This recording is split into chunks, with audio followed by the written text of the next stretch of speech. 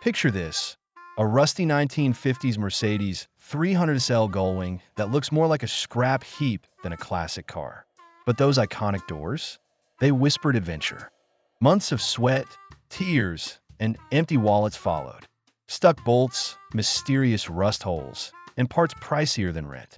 The day the engine roared to life? Priceless. Now, opening those famous gullwing doors reveals more than a restored classic. It tells a tale of never giving up. And trust me, she drives as good as she looks.